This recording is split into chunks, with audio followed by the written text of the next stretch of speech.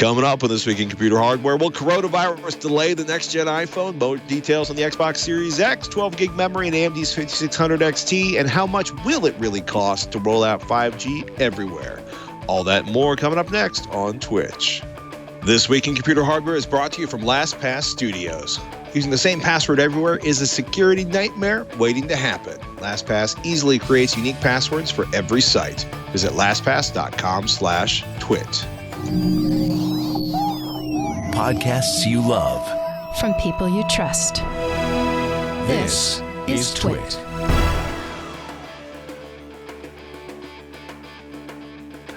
This is TWiT, This Week in Computer Hardware, episode 555, recorded on February 27th, 2020. Coronavirus, HyperX, and Qi charging. Welcome to TWiT, This Week in Computer Hardware, TWiT's weekly show that aims to bring you not just family news, but news about hardware families. Actually, we talk about hardware here. We're going to talk about phones. We're going to talk about, well, graphics. We always talk about graphics. It's a bad day on TWiT when we can't talk about graphics. Sebastian, is it a bad day on TWiT when we can't talk about graphics? Of course. Sir? And if we can't talk about current graphics, we can either A, make something up, or B, talk about vintage graphics, which we could, devote an entire show to if we wanted to. An entire show. Well, let's talk for a moment. Coronavirus obviously in the news everywhere, especially people pointing out, like at the CDC, that regular flu annually kills tens of thousands more people, but doesn't gather the attention. But the hype monstering aside, there is incredible concerns. It is a mess in China. No disrespect to the Chinese government or medical system. It's just a lot of people contracting coronavirus. Microsoft's decided they are not going to attend Game Developers Conference, but will do video presentations instead, for example, which is a big deal given that they are launching a new console later this year. Interesting article on Reuters in the sort of, buzzword tagline, but essentially Stephen Ellis, Nimu Lee, they're basically, this is the time of year when Apple's engineers usually go to China to finalize the details or hammer out the problems of the next generation iPhone. And then they actually start producing the phones in high volume, to quote a phrase, in the summer. And, I'm going to quote the article from Reuters. Quote, "They probably have one assembly line they're trying things out on," said one of the former employees who asked not to be named discussing production matters. Are Apple's engineers with Foxconn engineers? If they are, they're probably making progress. But if they're not, they're quarantined. That could be bad. Because the idea here is that whether or not, this is expanding. Wired did a huge article basically discussing whether or not shutdowns based on the coronavirus, quarantines and other things, if those will actually stem the availability or shut down the availability of various and sundry products, ... which is to say the vast majority of what is purchased in the United States on any given day. It's an interesting thought. Part of it might be, well, if you're thinking about buying something, buy it now. And part of it might be, things might be delayed everywhere, but we don't know. But it's been interesting to watch as the tech publications have started to really get more in-depth of how coronavirus is impacting things other than trade shows that are going on right now. So, something to think about. Hopefully this thing will sort of stem and recede, but if not, it could get pretty gnarly in terms of supply chains and availability, not just on high-end consumer electronics, but on things like, hammers that are made overseas. Really interesting write-up. Dieter Bohn over at The Verge got, he's basically finished up his Galaxy S20 review. It's interesting to watch the sort of subtags on this. Galaxy S20 Ultra review, something to prove. Samsung Galaxy S20 Ultra review, Shutterbug, a new generation camera with first generation problems. Not just that, it's just $1,400 is a staggering amount of money for a phone. If you're watching the video, the camera unit just scrolled by where there's like, it looks like the front of some sort of Gundam, right? There's what looks like two cameras, two lights. It's just this big, massive bubble. This is a big phone. It's a 6.9-inch screen. It's actually physically bigger than an iPhone 11 Pro Max, which is a big delete expletive phone. It looks massive compared to a Pixel 4 XL. It's that camera module. Actually, I'm going to quote Mr. Bond here again. Unfortunately, Samsung couldn't restrain itself from printing Space Zoom 100X, commenting to that block of camera sensors and flashes on the back. If you look at the video, this is a big phone, right? One of the pictures that The Verge shows has, the iPhone 11 and the Pixel 4 and the Samsung next to each other. And, this is, let me say it one last time and then I'll stop saying it again. This is a big phone. This is a biscuit under the size of a tablet. 120 refresh rate on that. It's funny. It's 60 hertz out of the box. You can set it to 120 hertz. It stays there. You get about a 10% hit on battery life, which is a bit less than I thought. The thing that Mr. Bond and other reviewers have said is I'll quote again, it makes the experience of using Android so much better and smoother. I couldn't bring myself to turn it off. It offers 4K and 8K video on the cameras, millimeter wave 5G, if you can actually get to it. This is a phone that will suck down battery life. And, the Snapdragon X65, which doesn't have an integrated modem, people are curious about exactly how much impact not having an integrated modem is going to hit this year's generation or this generation of flagship phones, because traditionally having the modem integrated on the chipset has offered some battery savings opportunities. So they literally threw a 5,000 milliamp hour battery onto this phone.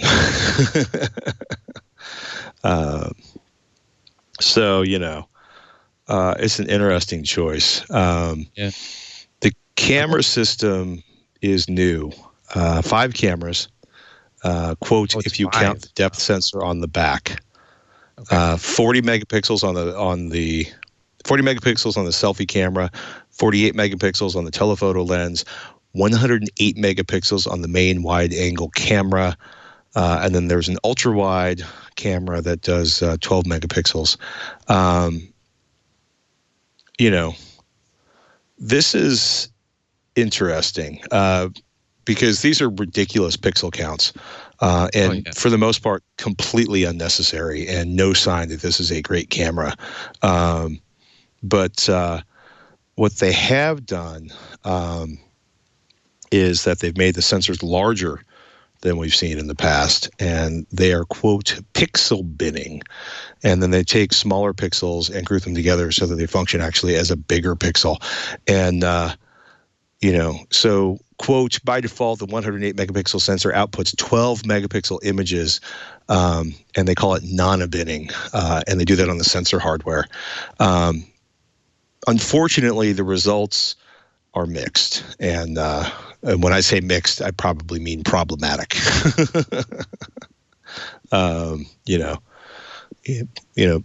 Better than Samsung's done in the past with night photography, not as good as the Pixel 4's night sight mode. Good for outdoor photography.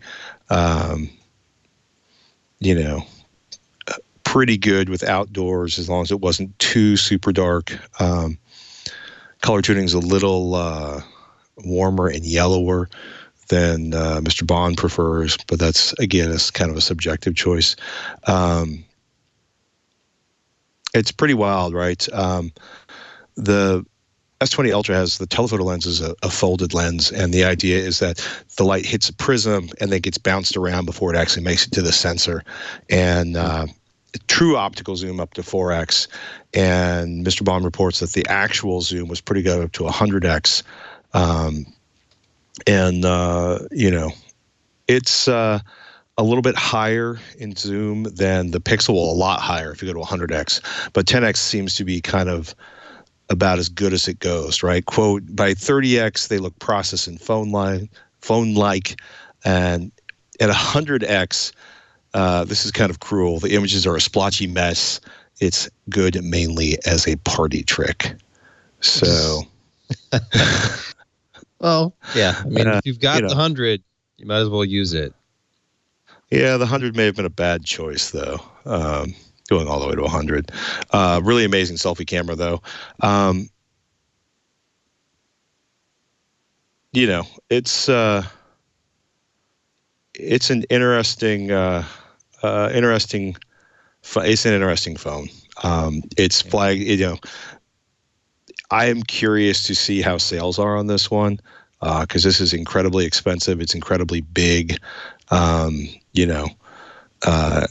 The S20 line is the first real lineup from any manufacturer machine that is all 5G. This is one of the interesting things that's funny is, AT&T 5G should work on this phone, but it hasn't been certified as of Mr. Bond's testing on that. The speeds are excellent if you actually have access to 5G. And in Mr. Bond's testing, battery life wasn't too bad. But much like us, we think 5G is a terrible reason to buy a phone right now.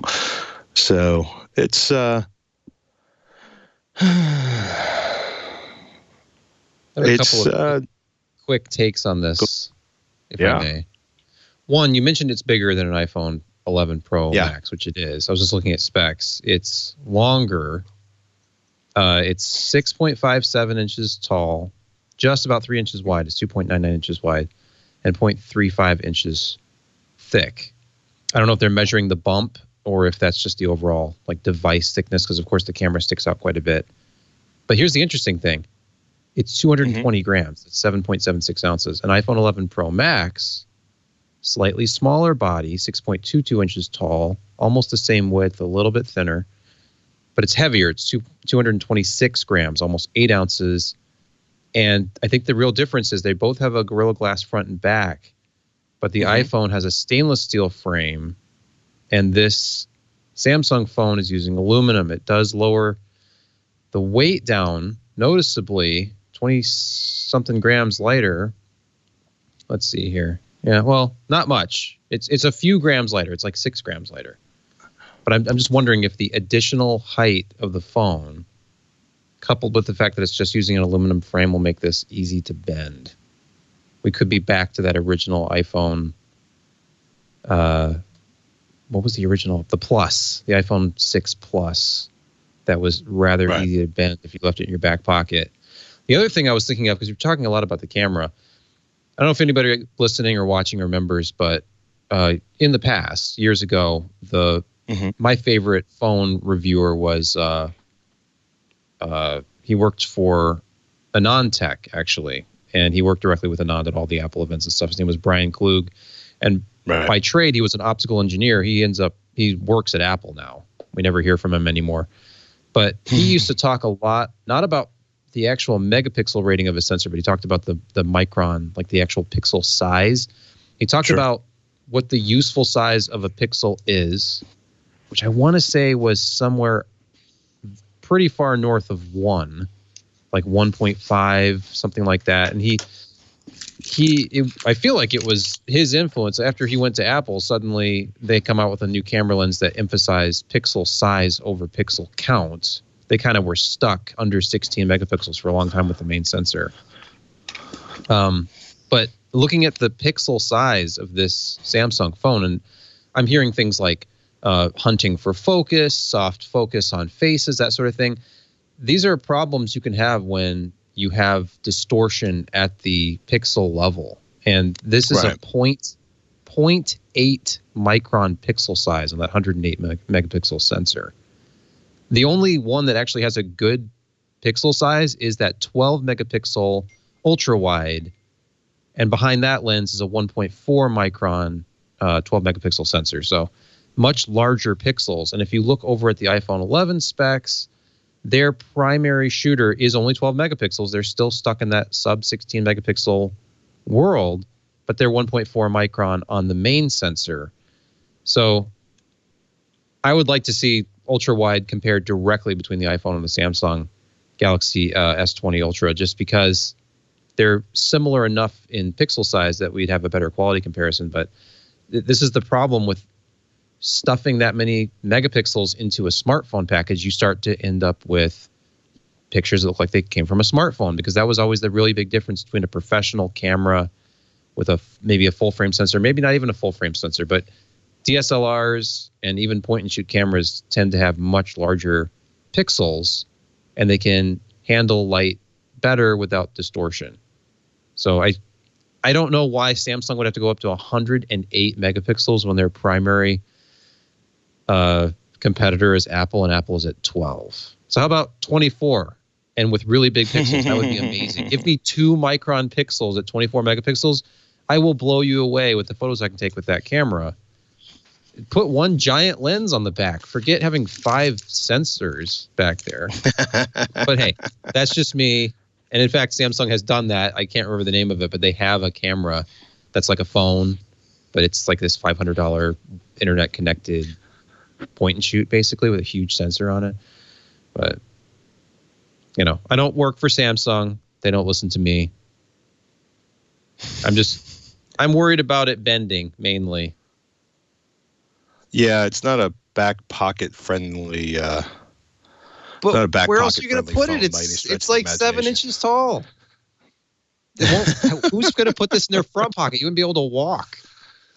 Two people limping around like, pockets? oh, you got the new Samsung? Okay. It's like jerkily walking along as if one leg won't bend anymore. It goes halfway down to your knee. Well, that's just an interesting mental image. Changing the subject. Speaking of 5G, I just don't know where to go with that. Because I'm about to make a joke I don't want to make on a family-friendly podcast. The McKinsey and Company did a report talking about the cost of taking 5G global. Low to mid-band 5G will reach 80% of the world's population by 2030 and cost $400 to $500 billion to deploy. High bandwidth 5G will cover roughly 25% of the world's population and cost $700 billion to $900 billion. Now, you may not care about global, availability on 5G, but it is something to think about. And remember, the cool 5G is basically not going to be in most of the world, or most of the United States for that matter. I was also surprised to find out this week that Intel's not entirely out of 5G. They're still making products for the carrier/enterprise side of things, primarily 3 chips that they have custom built or designed for 5G computers, plus a, quote, 5G optimized network adapter for PCs. I know how much you were worrying about 5G NIC availability on PCs.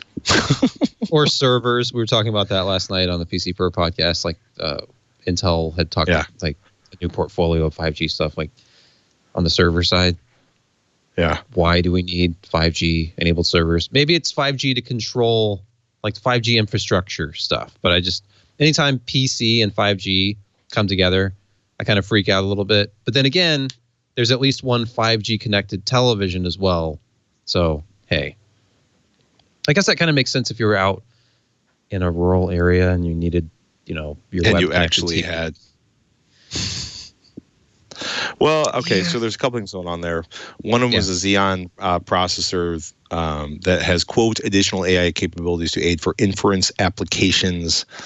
So basically they're talking about, inference being the sort of type of AI that's used when you talk to devices. The only CPU with AI built in, which I'm not entirely sure is legit, but they're talking about integrated deep learning acceleration. So, I don't know. It's a curious announcement. The Atom P5900, which is supposed to be the first Intel architecture system on a chip for base stations, and designed for the ground up for radio access RAN needs. A 10-nanometer chip with hardware-based network acceleration features, including integrated packet processing, ultra-low latency, and a switch for inline cryptographic acceleration. Up to 1.8 times the integer throughput versus an Atom C3000, plus 5.6 times the packet security throughput and 3.7 times the packet balancing throughput compared with software-based alternatives. I also should point out I'm quoting Jeremy Horowitz over at VentureBeat.com directly in that paragraph. So that actually is kind of interesting.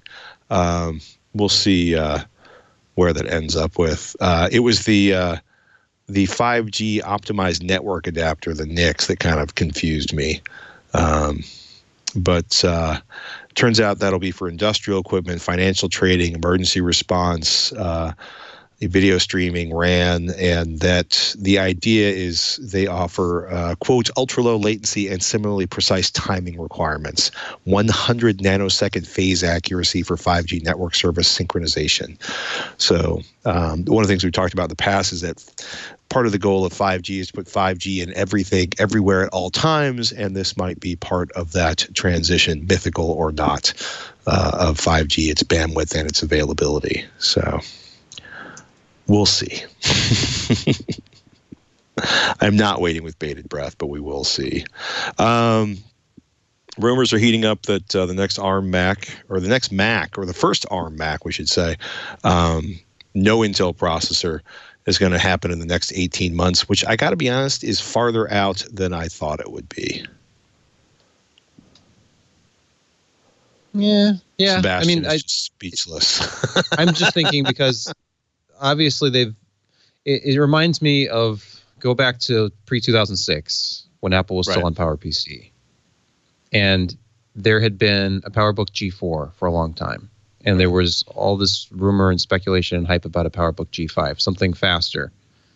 And it never happened. And Apple internally was not happy with IBM, I assume, because they just could not produce the next more powerful, power efficient processor that they needed for laptops. It just didn't work. I'm sure they had prototyped it and it was thermally unviable, if that's a word. Right. And we saw back then the desktop side, the Power Mac G5 was alarming. It got so hot, even with loud fans. It was ridiculous. And the way they tried to thermal manage them, and they were the liquid cooled versions. But moving to Intel got them where they needed to be, especially on the mobile side. And I wonder how much the delays on Intel's side, where Apple's probably had this in their back pocket since 2007. If you think about it, the iPhone's development, they had ported iOS to ARM before we ever saw an iPhone. Back in 2005, when they were still working on, or I'm sorry, yeah, it was 2005. Internally, they were working on what became the iPad later on, but then they later changed the project from a tablet to a phone, and they were using a modified version of OS X on that initial tablet project. I just feel like this is going to be like when Steve Jobs came on stage with Paul Otellini and announced that Intel was going to be inside of Macs, and he said, by the way, we've secretly had Macs running on Intel processors for years, since the beginning of OS X, actually. And people were stunned. This is going to be the same thing. It's going to be like Tim Cook comes up on stage, and we've had Macs running on ARM since 2005. We were developing the iPhone. People are shocked.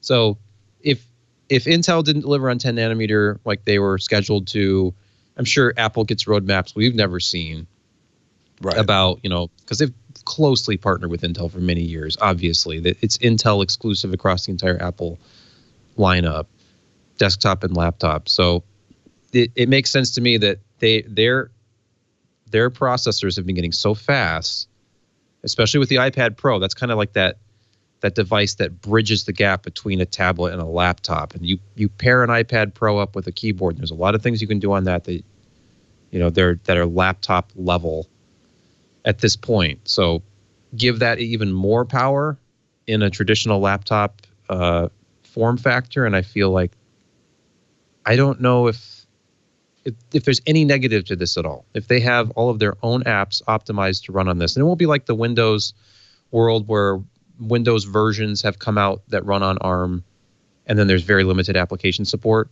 Let's face it, if you're running a Mac, you face limited application support every day anyway, compared to the Windows ecosystem. And if you Harsh, like but Apple apps, yeah, I'm sorry. But if you like Apple apps, if you like Pages and you like Numbers and Keynote and you use Safari as your browser and blah, blah, blah, what difference does it make if there's a super efficient Apple ARM-based processor in there giving you tons of extra battery life and highly optimized, just like we would see with an iPad? Sure. I think this, the only question I have is this going to be a convertible device that will also kind of double as an iPad Pro with like a 360 hinge, something like we've seen? It'll be folding. You think so? No, I think it would need to be. Well, right, it would fold closed like a laptop, I guess.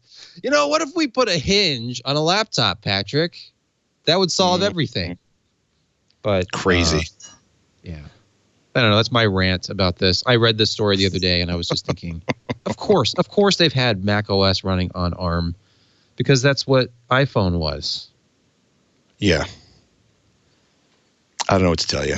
It seems obvious. I honestly thought it was going to be sooner rather than later on that. But the other thing that has been going on, we mentioned before that Microsoft will not be at GDC, Game Developers Conference, because of coronavirus concerns. They will be sort of streaming and doing videos on that. They've also been revealing more of the Xbox Series 10 details, like 12 teraflops of GPU performance, quote, up 2x from the Xbox One X, support for 8K gaming. And what sounds most exciting to me on some levels is support for Brace for Impact, a quick resume feature. Now, 12 teraflops, how does that compare in terms of what I might be buying off the shelf GPU-wise for my desktop, sir? Okay, this is a tricky one, and this is something we were discussing a lot last night, actually, here. They don't specify whether that's half precision or full precision. Let's get really nerdy. The nerd scale is going way, way over, because there's something called FP16, which is half precision. And then there's FP32, which is full precision. And there's FP64, which is double precision. And when we talk about GPUs on desktop, generally we're talking about full precision, right. So FP32. Consoles, especially, I know it was probably most recently discussed at length when the Nintendo Switch was rumored and then launched, because Nintendo was advertising a pretty high teraflop number. Turns out they were actually counting FP16, which is double what you'll get with full precision. It's half precision. So they were using an NVIDIA.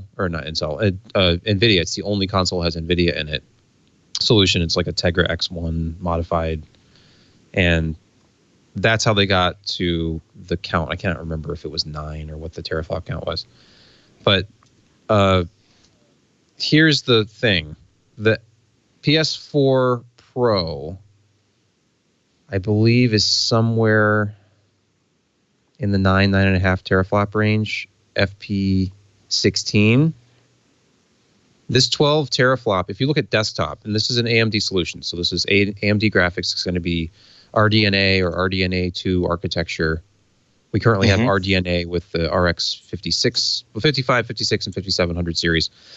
A RX 5500 XT, if we're talking about FP16 teraflops, is something like 9, and then you go up to a 5600 XT, and I think you're at, I have to look this up again. It's somewhere in between the two. So this, if it's FP16, it'll be between the graphics horsepower of a Radeon RX 5500 XT and a 5600 XT. So like a 5600 or a 5500 XTX plus Ultra Pro Max. You know, it'll be something faster than low to mid-range desktop into mid-range desktop. It doesn't really sound that exciting, really. If you look at what the PS4 Pro can currently do, it is faster than that. It'll be a big jump over the PS4 Pro, but it's not going to be like leapfrogging a RTX 2080 Ti. 2080 Ti is like 14 teraflops, full precision. So double that for its FP16 number. I don't think, from what we've seen of the console, and of course not knowing what kind of power supply it has, I don't think that we're going to see this shattering performance. Because honestly, if you read that 12 teraflop number and they were just talking full precision, that's huge. That's greater than RTX 2080 graphics in a small form factor for your living room. And you can definitely, and that's like 2080 Super, you can definitely 4K game in certain circumstances, certain quality levels with 12 teraflops.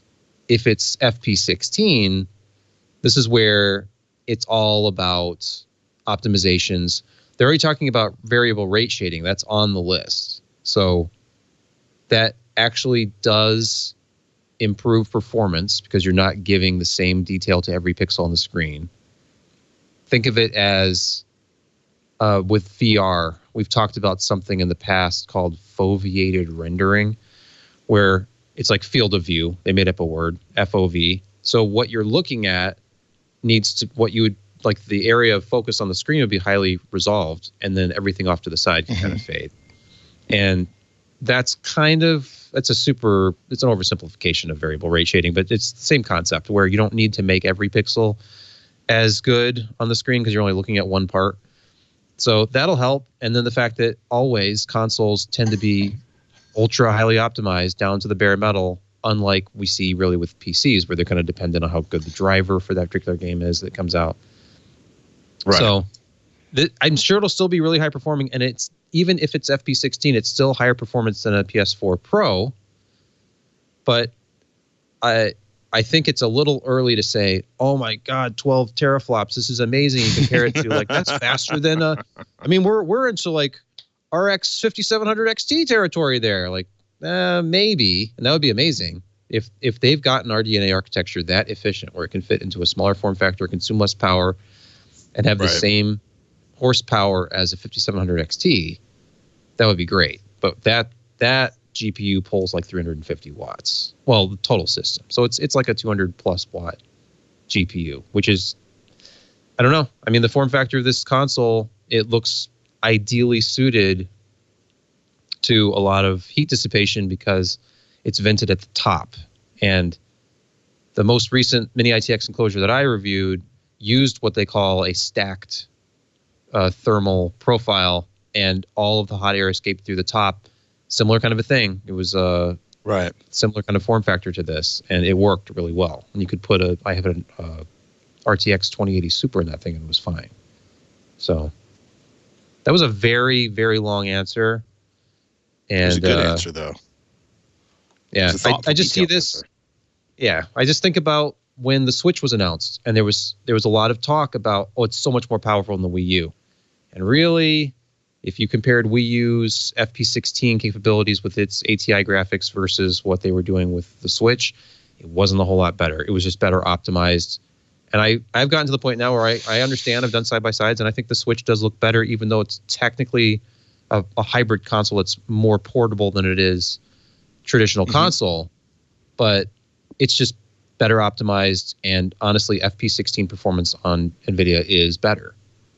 So we will, or it has been. So we'll see what we get with AMD here and RDNA architecture. There you have it, sir. Man, Bethesda follows Activision in pulling games from NVIDIA's GeForce Now. Is GeForce Now in problem? Is it dead? Is it suffering? Is it in trouble? Or is this just I can't. I have feels about this, and I'm having difficulty articulating. But I also feel like we got pretty in depth discussing the simple fact that game developers are learning from television production houses, or whatever, Disney, for example, CBS, where they would rather the money came directly to them rather than being filtered through Steam. As painful as it is for me to contemplate having to deal with, 114 different managers on my system for various and sundry games. But Nick Stat, kind of a cruel quote, not a great look for NVIDIA's cloud gaming service. I don't know. I also feel like... Go ahead. I was just going to say, here's the sad thing. It still looks better than Stadia. I mean, even with Activision Blizzard leaving right after launch, like within a couple of days of launch, they're like, hey, you're not authorized to have our stuff. And then this looks bad because obviously another very high-profile developer, Bethesda, pulls out, but Stadia is still kind of our managing editor, Jim, who actually owns PC Per. Right. He just signed up for GeForce Now again. He'd done it back in the beta, but he's like, oh, see what it's all about. And he was kind of playing around with it and testing out latency because he has a new fiber connection to play with. And then compares it to Stadia, and is like, Stadia's like a ghost town compared to GeForce Now. So it's still a much more, it's more alive. It's got more stuff, and it seems to be a better gaming experience. Despite the reason, okay. Yeah, I mean, just one person's, our managing editor's subjective view is that games look better on GeForce Now with the same setup, same system, same internet connection. Stadia tends to look a little bit softer, a little bit blurrier. And so, I mean, the hardware you're connecting to with GeForce Now is different. Stadia is using a different sort of proprietary setup. It's, I think, like by the actual hardware is like a custom variant of a Vega 56 GPU that you get access to. And on GeForce side, obviously you're getting GeForce graphics. It's a higher end GPU. So I don't know. Maybe I would have thought if anybody was ever going to succeed with streaming, it was going to be Google, because they would have the infrastructure to be closer to everybody and reduce latency issues. But it seems like they went more into the secret sauce technology of their proprietary controller. And at this point, it's really, with either service, you get a better experience if you're playing games that are not twitchy games. You don't want to play competitively with a shooter with Stadia or GeForce Now right now. So I still struggle to understand the streaming market as it currently stands. And I would love to be wrong. It's just, it seems like right now it's a replacement for having dedicated hardware. And we're not just talking about a dedicated PC, a dedicated console as well. I personally don't understand why somebody who wants to game in their living room, I'm not talking about on the go. On the go is different. But if you're at home, if you don't want to buy into a PC, I get it. It's complicated, and it's not for everybody. I love it, and I think a lot of our viewers and listeners love it. But PC hardware from scratch is kind of intimidating for a lot of people, especially younger people today. And getting a console is an easy solution. And a lot of games are kind of console first now, and it makes sense. It's basically a PC anyway. You buy an Xbox or a PS5 or 4. But for streaming, it's not as good of an experience at home as it would be to just buy a console. So having access to a big library of games, that's appealing. But to me, it only really makes sense if you're primarily gaming on like a tablet with a Bluetooth controller or something, because we continue to see issues with these services from just a playability standpoint. And then these headlines don't help because it's major game developer pulls out. Well, you can definitely find those games on Steam or Epic or wherever they happen to be. But I don't understand why anybody at home would not just buy a console rather than invest in one of these monthly services. Just me. Hey, I want to thank everybody for listening and supporting This Week in Computer Hardware. We really appreciate that you're out there. And we have more great shows from TWiCH we think you should be, well, aware of. We know you love. You can subscribe to them all. One of our newest podcasts, Smart Tech Today, with Micah Sargent and Matthew Casanelli. They're going to help you make sense of devices in your life to see if they're worth it, to see if they're worth your time, much less your money, right? Because time you can't replace, money you might earn back, but either case, you just don't want to waste either one. Smart Tech Today is great for learning all about the Internet of Things, from the smart cars to smart refrigerators. New episodes are available every Monday. So subscribe to Smart Tech Today on your favorite podcatcher or visit our website at twit.tv/STT. And thank you again for listening to This Week in Computer Hardware, or watching, if you're watching right now. Sebastian and I had a funny conversation earlier this week about featureitis and whether or not adding features to something are, well, you know, whether they're a necessary and wondrous addition to the product category or something they did because they want all of their existing users to buy it all over again, or if they're even just plain ridiculous. Enter the HyperX Cloud Flight S wireless gaming headset with key charging. HyperX has made some really good headsets, and some of the best affordable headsets out there that do a really, really good job with audio. HyperX, a couple of high-end headsets that left us kind of scratching our heads. Where in this continuum do we find the Cloud Flight S wireless gaming headset with key charging?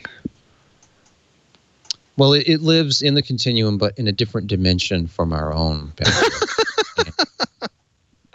Wow. Much like the Q continuum, the Qi or key continuum has many dimensions. What's interesting about this, there's a couple things going on here. And as Patrick alluded to, HyperX makes really good stuff. It's not terribly expensive. It depends. I mean, they have a huge lineup of gaming accessories. But I've tested a few of their, I think I can see 3 or 4 different boxes from HyperX sitting around here. So over the years, I've tested multiple headsets. And they had been very reluctant to get into wireless gaming headsets. I remember on a web conference with them when they were first announcing the Cloud Flight, they talked about this. They didn't want to make any concessions. They didn't want to introduce latency or quality issues. So when they finally did it, they did it with the Cloud Flight, the original 2.4 gigahertz, kind of your standard USB dongle setup. And because to them, it's lower latency. They can do higher bitrate audio.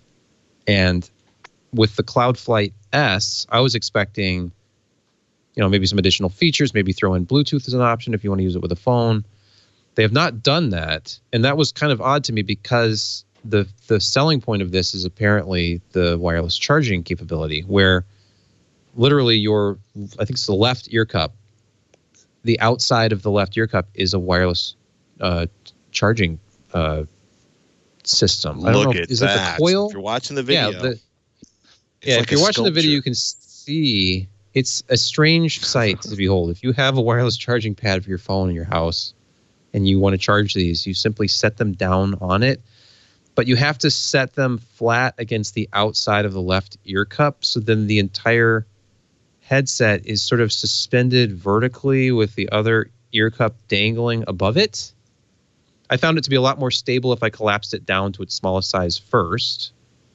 And then it did not topple over even my really small, inexpensive, like $10 charging pad that I got on Amazon. This is so. Good. Oh, hey, here we go. So yeah, it's just similar to this. If you're watching the video, this is what your headphones will be like. One of the things, and it works fine. I was surprised. There's like magnets at play that kind of hold it in place against the charging coil. Couple of things. One, in addition to the wireless charging built into the left ear cup, there's also 4 touch buttons, which I feel like they kind of buried the lead. They made it all about the wireless charging capability. There are 4 customizable soft touch buttons on the left ear cup that you can use their software to program whatever you want. So by default, it has like microphone mute as one of them, and then this thing where it's gaming versus chat balance, where it works through like the mixer and it lowers the source audio from your game or something so you can hear your chat if you're chatting through Discord or a similar chat app. So that's fine. That works as expected, and I liked being able to program the buttons to do whatever I wanted. So I could make like the top button volume up and the bottom button volume down. And the front button I made like microphone mute, I think. So I played around with it, customized it. Kind of odd though, the software which you're tapping into to customize these does not have any kind of EQ options. You cannot equalize the sound. There were no custom sound fields or anything other than a simulated 7.1 surround effect, which wasn't great. So you can turn the 7.1 surround effect on and off, and you can check a box that says auto optimize. That, if you're watching the video, it does just that. It optimizes for certain popular games like PUBG and Fortnite, et cetera, et cetera.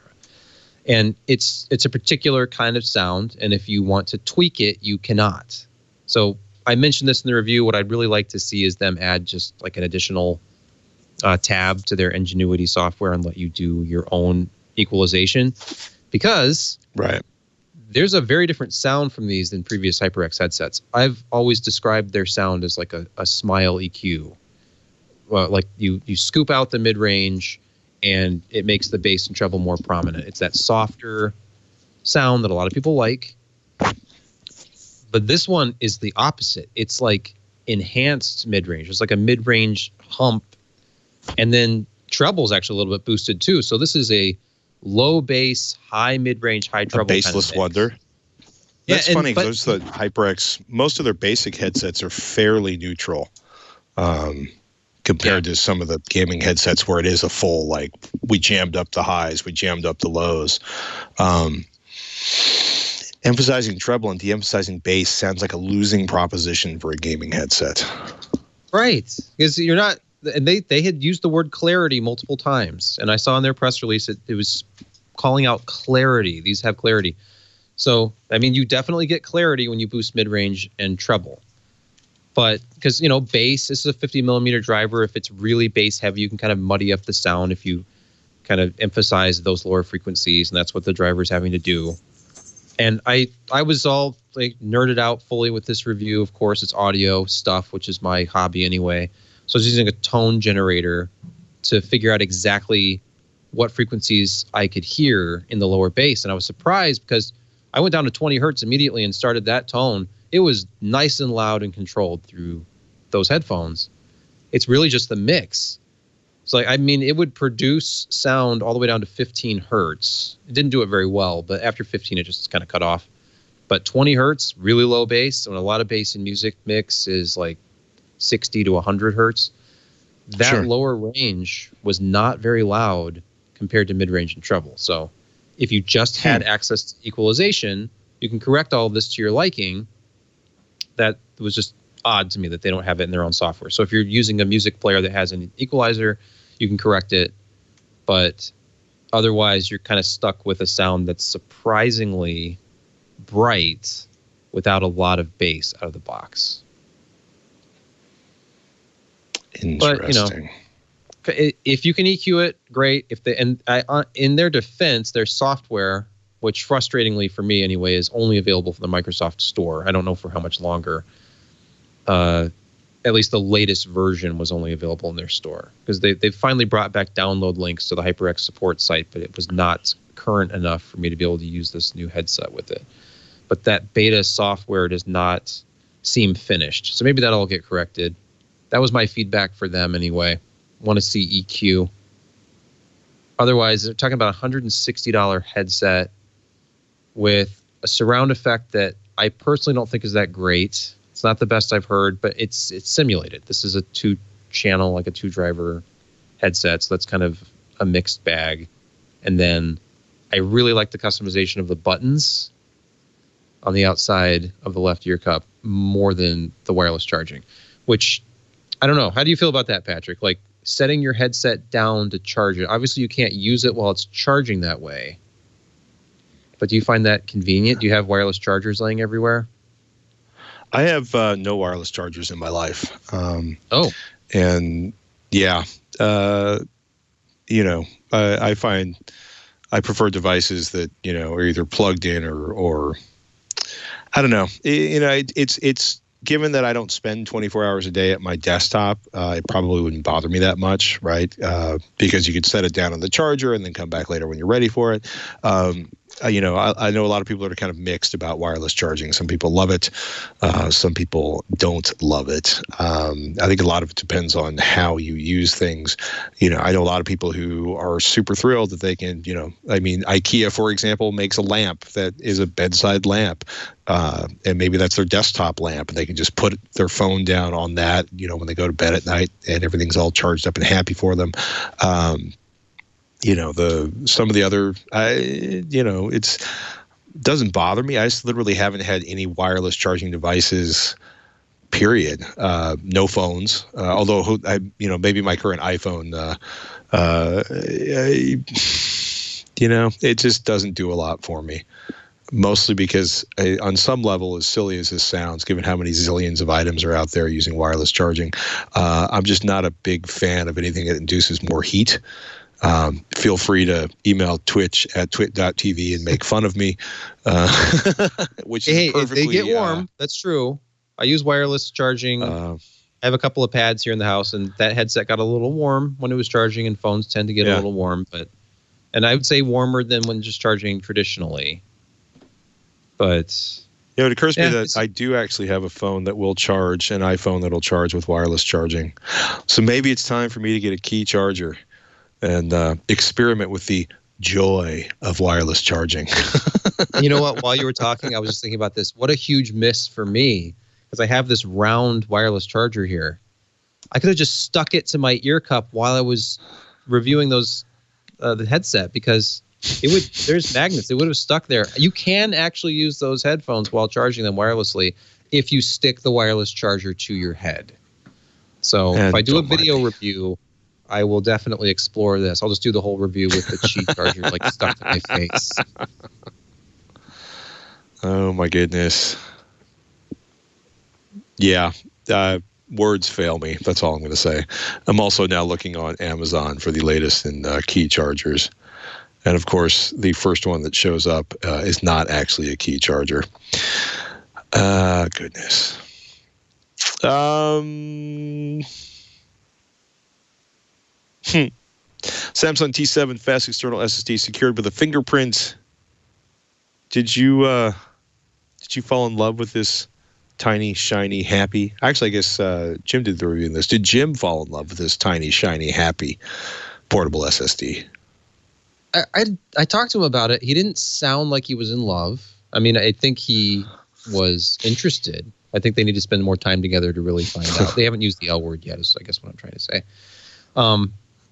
It's fast though. Like, think about the previous generations of this. And actually, Alan might have been on this show when the T5 came out. That was the previous version. They went from T1 to T3 to T5 and now T7. So they've been doing odd numbers. And this is the latest generation of their small, portable, fast USB SSD. So it's this little device. Actually, by today's standards, it looks like a portable battery charger. But it's this little like aluminum enclosure, a little bit bigger in profile. Like the footprint is a little bit larger than a credit card, and it's like the thickness of like 7 or 8 credit cards stacked on top of each other. And it operates at very fast, like the latest USB 3.2 Gen 2 interface, 10 gigabit. It's not like by to 20 gigabit or anything, but 10 gigabit. They advertise speeds of up to 1,050 megabytes per second. And that's huge because previously they were limited by the SATA interface. So you weren't getting any more than 550 megabytes per second with the T5. And in fact, the T3, which I bought on Alan's recommendation back in the day, that one I think tops out at like 400 megabytes per second. So they've gotten faster over the years. And this is no exception. They've started using like PCI Express based storage internally instead of SATA. And they're pretty much pushing the limits of what you can get from the 10 gigabit interface. And I know it's duck soup when it comes to, not duck soup, alphabet soup, some kind of soup when it comes to USB standards anymore. That's kind of duck soup because it's USB 3.1 and then it's 3.1 Gen 2 and now it's 3.2 Gen 1 versus Gen 2, but not Gen 2 by 2, which is 20 megabit per second or gigabit per second instead of 10 gigabit per second. So if you can figure out what standard you actually have, unless you're using something with a very high-end 2x2 or Thunderbolt connection, then this is probably as fast as you're going to be able to support externally anyway. I have a very a late model 2019 laptop, and it will only do 10 gigabit per second, even from the Type-C port. So this will pretty much push that as far as it can go, is my point. Because I think theoretically that interface can only go up to about 1.2 gigabytes per second. And this is just over between 1 and 1.1. So I'd be surprised if we saw stuff that was pushing much higher speeds than this. But it's a nice enclosure. And the interesting thing about it is that it has security via an integrated fingerprint reader. So this is a Samsung device. Think about like the back of a Samsung phone that had a fingerprint reader, but that's the top of your drive. And you use their software to register your fingerprint a bunch of times from different angles. And when it's done, you have this device that only you can access by tapping your finger on it. So that's nice. You could carry this around, not worry about losing it if you had some kind of private data on there, or financial records or something. So it would never fall into the wrong hands. It's hardware encryption. So a lot of these things rely on software encryption if you want encrypted data on them. Which was, it's kind of a nice thing. It does add to the price, though. That's kind of the only drawback that Jim had about these when he reviewed them is it's a little pricey. I think it's $129.99 for the smaller 500 gigabyte model, and then it almost doubles to $229.99 when you go up to the 1 terabyte. And then the 2 terabyte, which is not available yet, that's quite a bit more. You're up to $400. So, I mean, it's really fast. If you Google or just go on Amazon looking for professional grade portable SSDs that are just like direct connect with a single cable like this, this is about as fast as you're going to find, like 1,000 megabytes per second. The last one I looked at was a Lexar Pro Drive, and those are 950 megabytes per second, and actually didn't quite. It came very close. It came close to hitting that when I tested it, but this is the fastest one that we've tested. And really, if you value security, the built-in hardware security with the fingerprint reader, I don't think 229 is that outrageous for a quote unquote professional level drive. It's just that we would tend to roll our own, where I would buy like a NVMe enclosure on Amazon for like $30 or $40. They've actually gotten a lot cheaper recently. And then just buy my own 1 terabyte NVMe drive for around $100, and then put those two together, and you're spending a lot less money than the Samsung. But those can be kind of hit or miss. And I will say that the ones I've used, they get very hot. Those little NVMe enclosures, almost as a rule. Yeah, and that was one of the things that Samsung said. They put a lot into this particular enclosure for heat dissipation. It's an aluminum enclosure, but it's got a bigger heat pad, and it does kind of evenly disperse heat. They claimed it would never get any warmer than, I think they said 60 degrees. Jim never saw anything over 40. So a lot of it's going to depend on the environment. Impressive. Yeah. So just for that alone, I mean, it doesn't get super hot, and it's got the built-in fingerprint reader if you want to use it. So at that point, $229 for 1 terabyte doesn't seem insane. It's just a lot more than you get if you put one together yourself. Yeah, but you don't get a fingerprint, you don't get the security on it, the fingerprint security, and you don't get the thermals. True. Yes. And I think the thermals for me, I feel comfortably that I've managed to kill at least one SSD with a really poor enclosure. That is anecdotal, not factual. There are any number of things that could have killed that SSD, but I don't think the enclosure it was in was helping. It's interesting to think about. Why wait for the Xbox Series 10 when you can build a PC in a similar-ish box now? Yeah. Similar-ish. Not a bad looking case. No, this is brand new from NZXT. I'm actually kind of jamming on it. Mm-hmm. I mean, it's okay. The N case M1.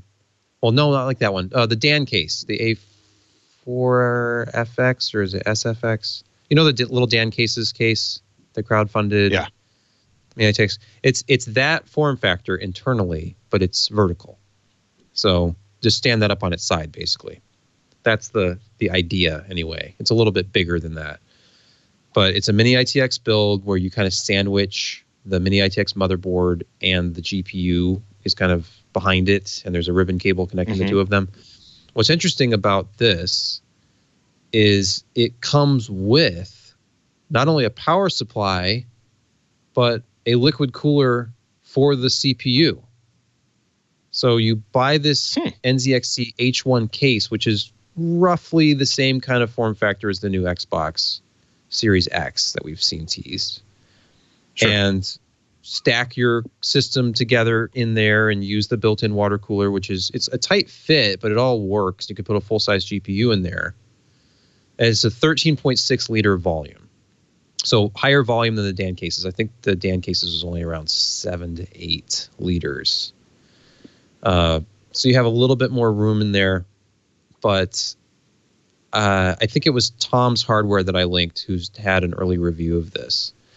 And their build photos show you just kind of how tight everything is when you get it in there. Like your liquid cooler pump is like a half-inch away from the radiator when you close it all up.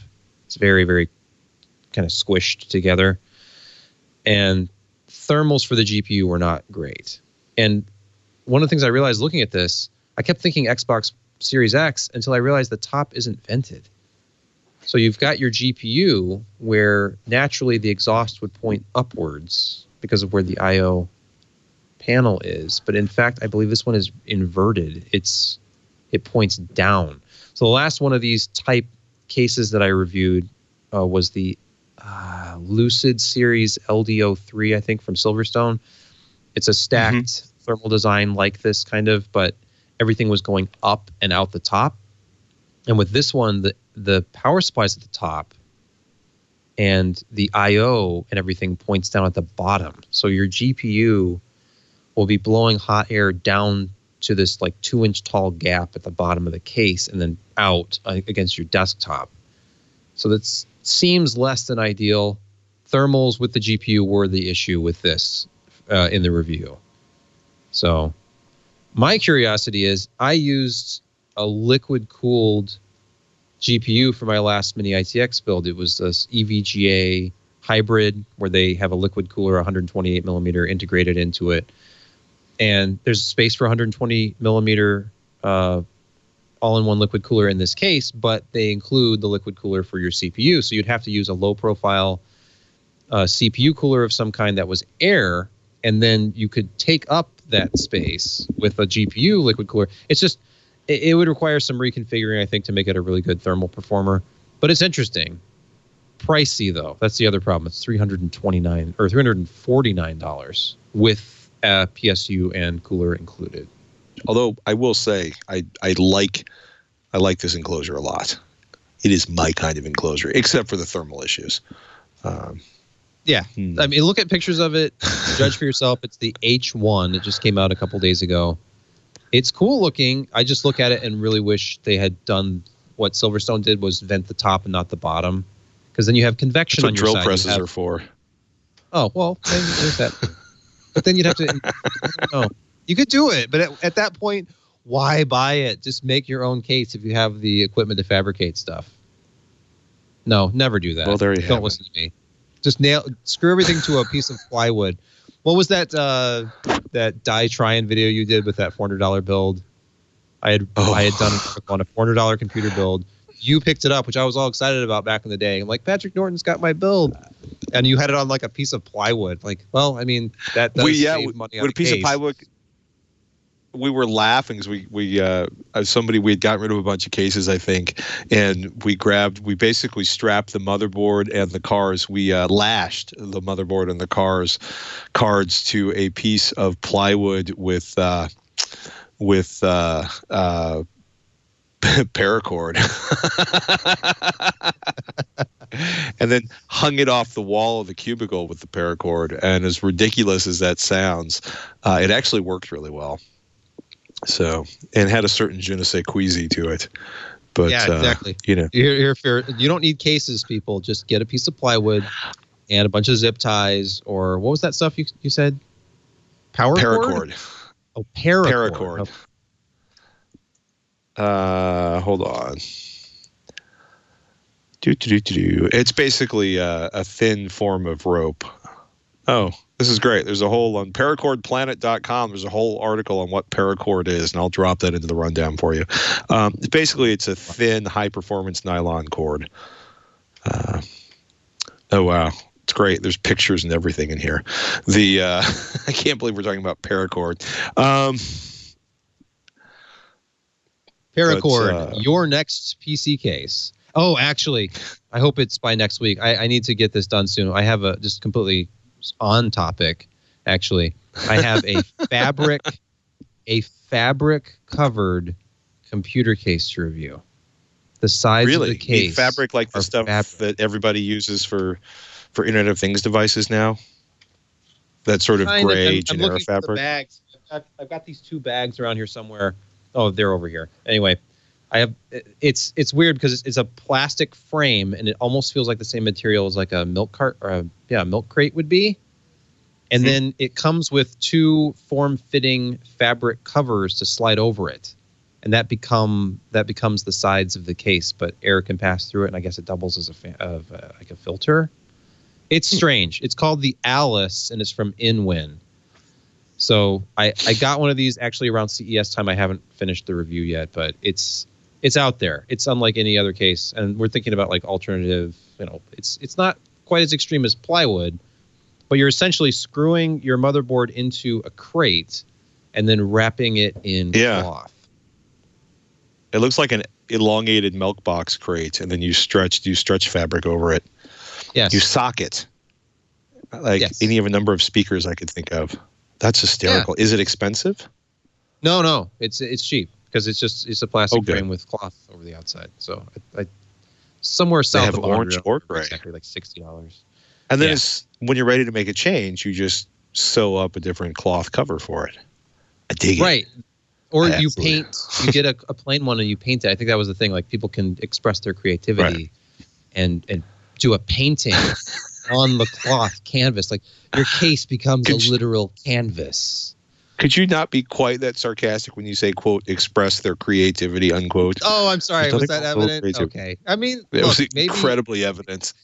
Maybe at age 38, I've become out of touch with youth culture. But I just think about like when my son is, 14, if he's into art or something, like scrawling some kind of, neo-impressionist painting on the outside of his cloth computer case cover. I guess I'll just be happy at that point that he uses a PC. You should. He can express himself all he wants. That point. Maybe he'll use paracord, Type 3, 550-pound paracord to craft a magnificent, sort of knitted cover for it. In any case, search for paracord projects later on. I think you'll be shocked, delighted, and slightly terrified. Radeon RX 5600 XT with 12 gigabit per second memory. Do we care? Is it that much faster? Is it the best 5600 XT ever?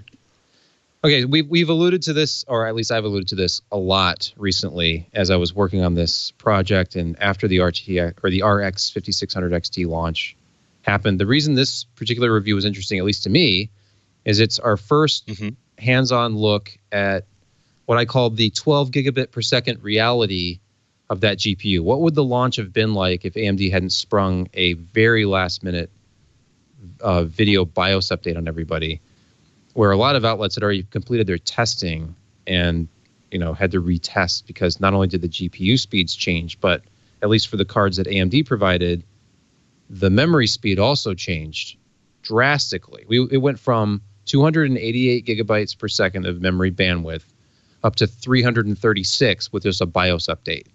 So that's just insane. So the performance was great, and it stacked up very well against the RTX 2060, which is what they were trying to do, because NVIDIA had just announced a lower priced, they'd announced through EVGA, a lower priced variant of the RTX 2060.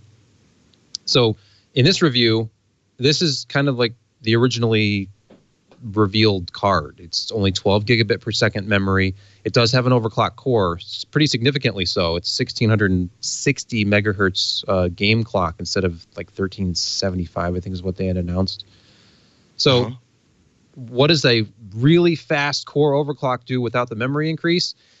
Very little. It turns out this card is very much memory bandwidth constrained. And so without the faster memory, it isn't all that fast compared to that stock product that was announced.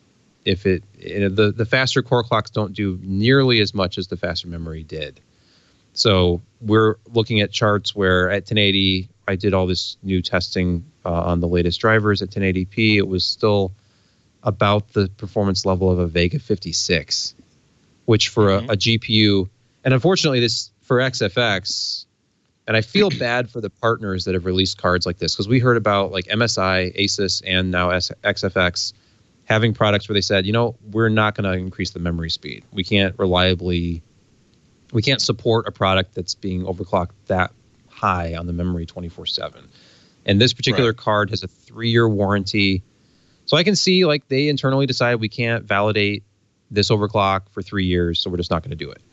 And unfortunately, That puts them in a position where they look really bad on a chart compared to the Sapphire Pulse card that I reviewed initially, which was only $289, has a massive overclock on the core and the memory. And then this product, which is the top of the line XFX card, their highest end SKU, it's their Thick 3 Ultra, and it doesn't come anywhere close to the performance, even at $329. So for any of the vendors out there who had already shipped cards that were sitting in warehouses with 12 gigabit per second memory, who had to make the decision, do I try to overclock this or not? And at this point, the only way that this card that I just finished reviewing would be competitive is if they lowered the price, which is sad because, you know, they're not going to do that. They would cut into their margins. They would actually have to revise the entire product stack to, you know, accommodate about a $20 or $30 reduction in price. The only bright spot from this look at an RX 5600 XT with 12 gigabit per second memory was, well, yeah, it consumed less power because the memory was consuming more power at a higher speed. But this particular variant, anyway, extremely quiet.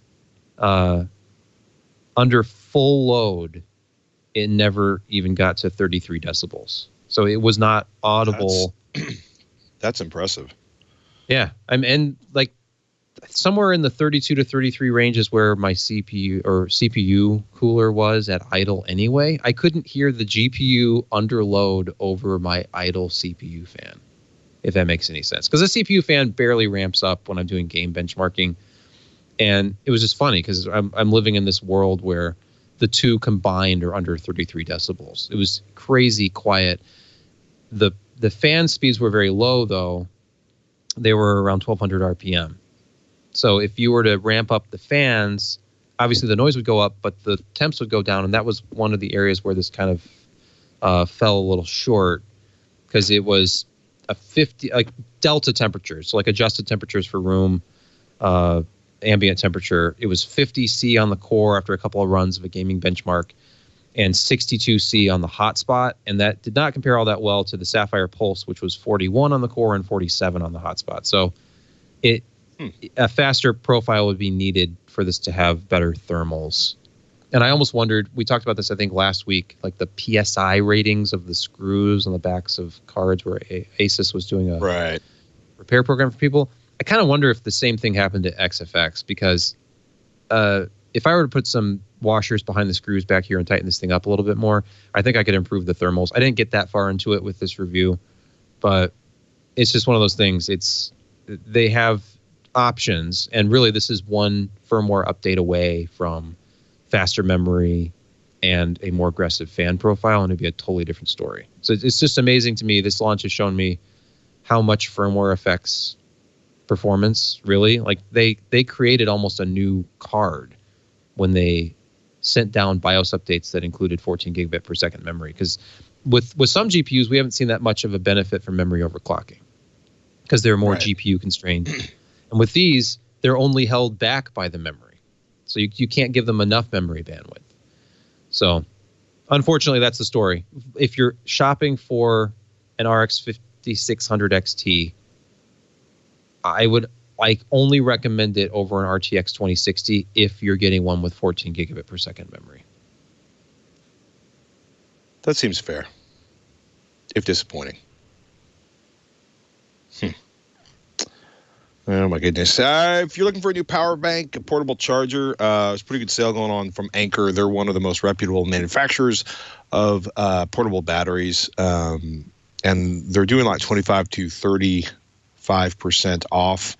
One of the nicest ones they do is their PowerCore Essential 20,000 PD USB-C portable charger. I could read the rest of the name off of the Amazon listing, but it takes several days. It's down to like $43.99, and then there's a coupon that they apply at checkout that takes down like $38.99. That's a really good price for a very solid 20,000 milliamp USB-C portable charger. It's got a USB-C jack. It's got a USB-A jack.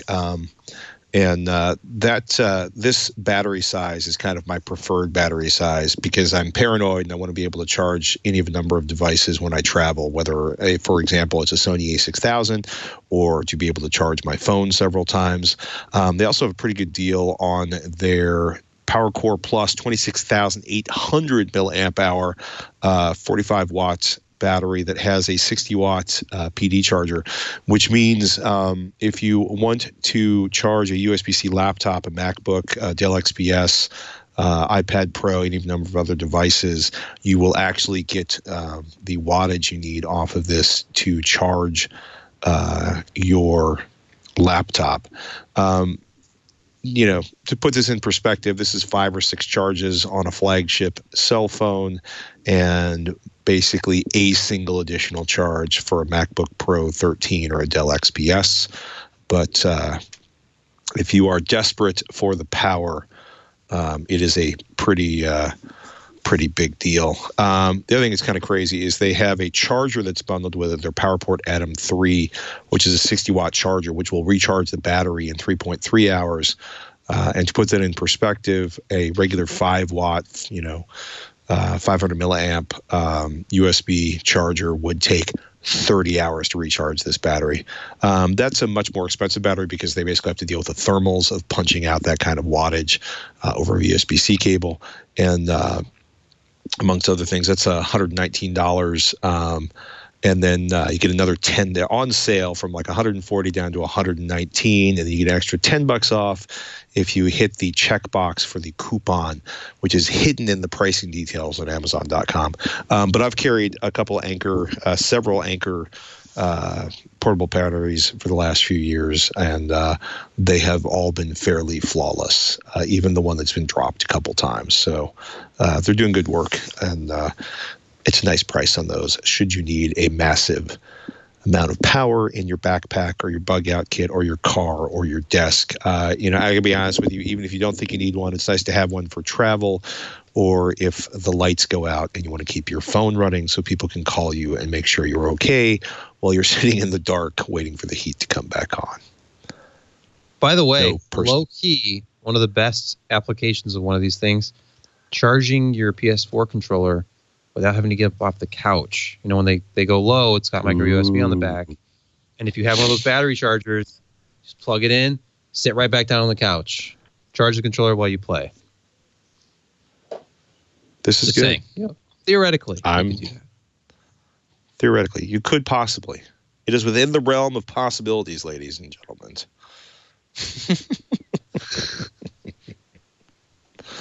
Oh, my goodness.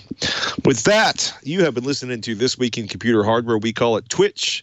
It's a weekly show on twit.tv, or twit.tv/TWiCH would be the website where you can get all the latest news about hardware. Well, about hardware, mobile, laptop, desktop. Obviously, we enjoy a little bit of the console action and the Internet of Stuff. The gentleman from PCPer.com is known as Sebastian Peak. He's the editor-in-chief. I'm Patrick Norton. You can catch me each and every week here on This Week in Computer Hardware.